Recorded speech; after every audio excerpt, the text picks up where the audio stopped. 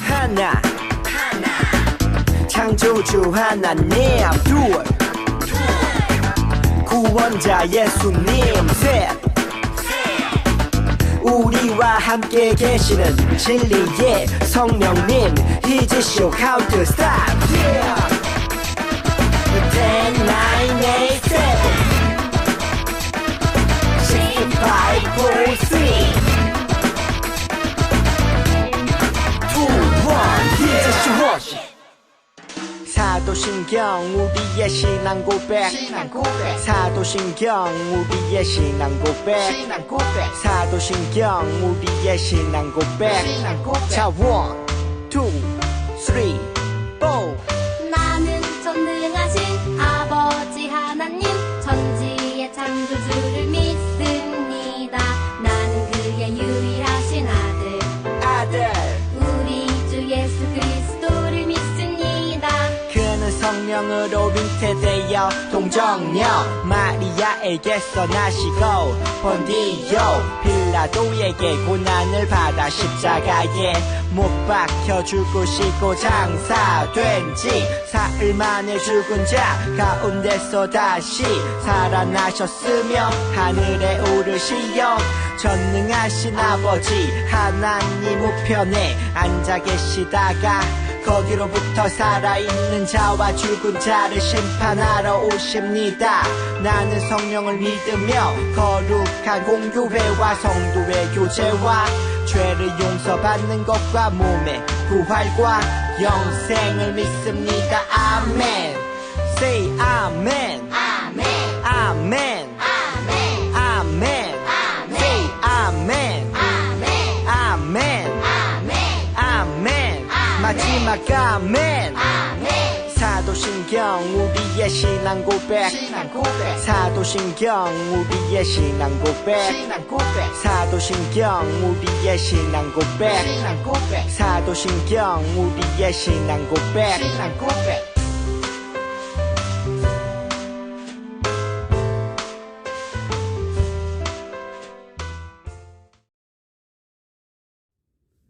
오늘 하나님께서 우리에게 주시는 말씀은 사도행전 2장 32절 말씀입니다.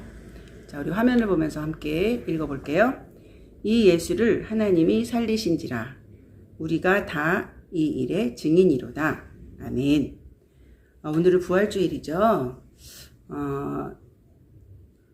코로나19로 인해서 우리가 오늘 교회에서 예배드리지 못하고 온라인으로 계속 예배드리게 돼서 너무 마음이 속상하네요. 부활주일은 우리가 다 같이 교회에서 모여서 예배드렸으면 했는데 생각대로 되지 않아서 마음이 상하지만 우리가 그래도 마음을 모아서 부활주일 예배를 함께 드리겠습니다. 오늘 제목은 예수님의 부활을 전하며 살아요 라는 제목의 말씀인데요. 함께 말씀 나눠볼게요. 자, 이 그림이 어떤 그림인 것 같아요? 그렇죠. 재판장 그림인 것 같죠. 자, 미국 시카고에서 있었던 일이에요. 제임스 딕슨이라는 사람이 15년이나 된 베테랑 경찰관에게 총을 쏘았다는 이유로 법정에 서게 됐어요. 현장에서는 딕슨의 총이 발견됐고 총에는 그의 지문이 잔뜩 묻어 있었대요. 다행히 경찰관의 생명에는 지장이 없었어요. 너무 다행이죠? 판사는 딕슨에게 형을 선고하고 사건이 종결되었음을 알리기 위해서 의사봉을 두들겼어요. 그런데 사건을 취재했던 기자실로 뜻밖의 전화가 걸려왔어요.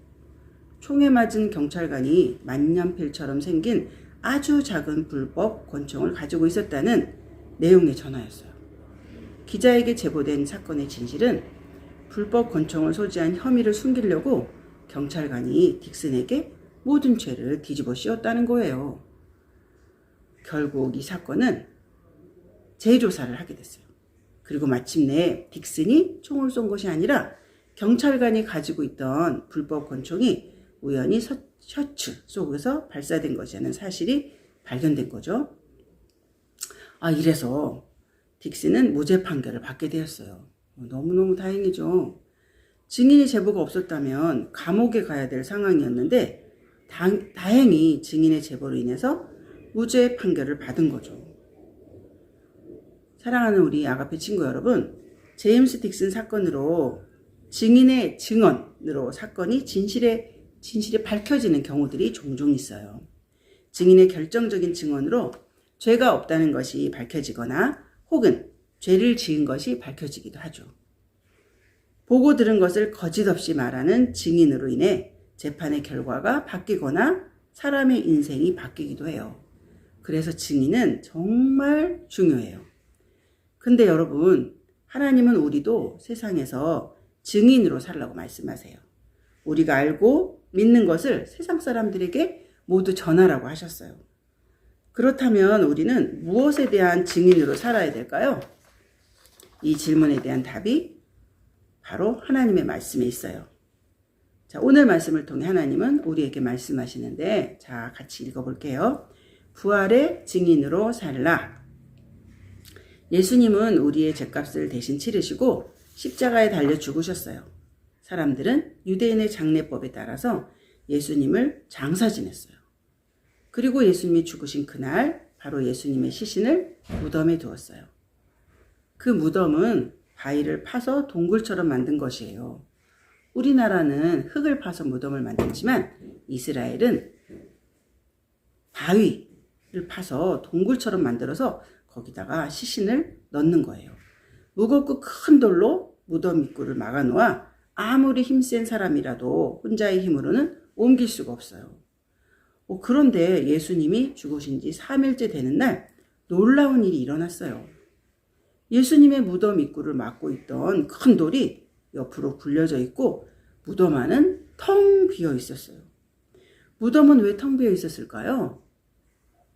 그래요. 예수님이 제자들에게 약속하셨던 대로 바로 부활하셨기 때문이죠. 예수님은 살아계실 때 제자들에게 이렇게 약속하셨어요. 내가 죄인의 손에 넘겨져 죽임을 당하고 3일 만에 다시 살아날 거야. 예수님은 약속대로 3일 만에 부활하셨어요. 부활하신 예수님은 제자들과 여인들에게 나타나셔서 부활하신 모습을 보여주었어요. 또 500여 형제 등 많은 사람을 만나주셨죠. 이렇게 예수님은 여러 사람을 만나주심으로 실제로 부활하신 것을 증명하셨어요. 그리고 얼마 후에 부활하신 예수님은 하늘로 올라가기 전 제자들과 많은 사람들에게 마지막으로 명령하셨어요. 어떤 명령일까요? 너희는 예루살렘과 온 유대와 사마리아와 땅끝까지 이르러 내 증인이 될 거야. 너희는 온 세상에 복음을 전하여라. 라고 말씀하셨어요. 예수님의 이 마지막 명령은 제자들이 예수님을 또 믿는 사람들이 보고 듣고 경험한 대로 우리를 구원하시기 위해 예수님이 죽으시고 부활하신 것을 온 세상 모든 사람에게 전하는 증인이 되라는 거예요. 예수님의 제자들은 예수님의 마지막 명령대로 증인이 되어서 많은 사람들에게 예수님의 부활을 전하기 시작했어요. 먼저 제자들은 예루살렘에 있는 사람들에게 전했어요. 놀랍게도 제자들이 예수님의 부활을 전하자 어느 날은 3,000명이 또 어느 날은 5,000명이나 되는 사람들이 예수님을 믿게 되었어요.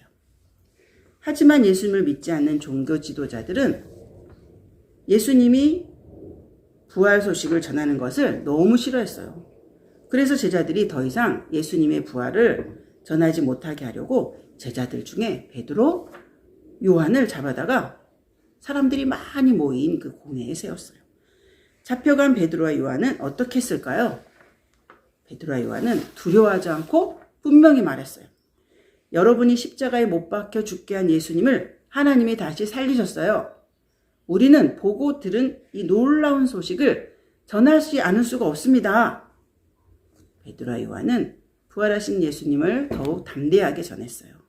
또한 베드로와 요한뿐 아니라 예수님의 다른 제자들과 수많은 사람이 부활의 증인으로 예수님을 전했어요.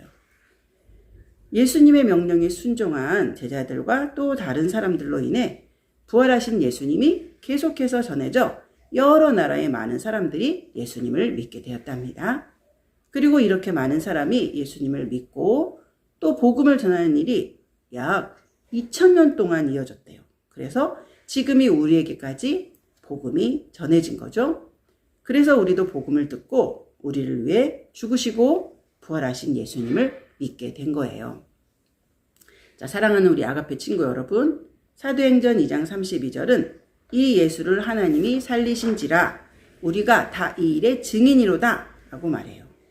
부활이 증인이 되어서 예수님의 부활을 전하는 일은 제자들만 해야 되는 일이 아니에요. 우리도, 우리 친구들도 부활의 증인으로서 예수님의 부활을 전해야 돼요. 예수님이 우리에게도 부활을 전하는 증인으로 살라고 명령하셨기 때문이에요. 자, 우리가 예수님의 부활을 전하면 우리 주변에 많은 사람이 예수님을 믿게 되고 천국 백성이 될 수 있어요. 이 믿음을 가지고 함께 외쳐볼까요? 부활의 증인으로 살라. 기도하겠습니다. 하나님, 예수님이 죽었다가 사흘 만에 다시 부활하셨습니다. 우리의 죄 때문에 십자가에 달려 죽으셨지만 다시 살아남음으로 인해서 우리가 예수님을 믿으면 우리의 모든 죄는 없어지고 예수님처럼 새로운 생명이 된다는 것을 우리에게 보여주셨습니다. 우리도 예수님의 이 부활의 소식을 제자들처럼 많은 사람에게 전할 수 있게 도와주세요.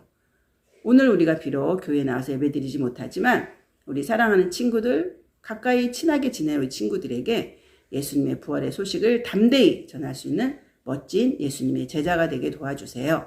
예수님의 이름으로 기도드렸습니다. 아멘. 광고 말씀 드리겠습니다. 오늘은 부활주일입니다. 예수님께서 죽음을 이기시고 다시 살아나신 날이에요. 그런데 오늘은 교회에 나와서 예배드리지 못하고 온라인으로 예배드리고 있죠. 너무 속상하고 또 아쉽지만 여러분, 선생님들을 통해서 나누어 드린 선물을 가지고 우리 친구들에게 예수님을 전하는 그런 시간 됐으면 좋겠습니다. 사순절 묵상 달력 다 열심히 하셨죠? 묵상을 다 한 친구들은 교회에 제출해 주시거나 아니면 사진을 찍어서 올려주세요. 잠언 쓰기를 계속 오랫동안 했는데 우리 친구들 다 한 친구들은 교회에 가져다 주시면 좋겠습니다. 빨리 코로나가 종식되어서 맘대로 교회 와서 함께 예배하고 교제할 수 있도록 우리 많이 기도 부탁드려요. 자, 그러면 주기도문송으로 오늘 예배를 마치겠습니다. 주기도문, 주기도문, 주기도문. Let's go. 하늘에 계신 우리 아버지, 아버지의 이름을 거룩하게 하시며 아버지의 나라가 오게 하시며 아버지의 뜻이 하늘에서와 같이 땅에서도 이루어지게 하소서.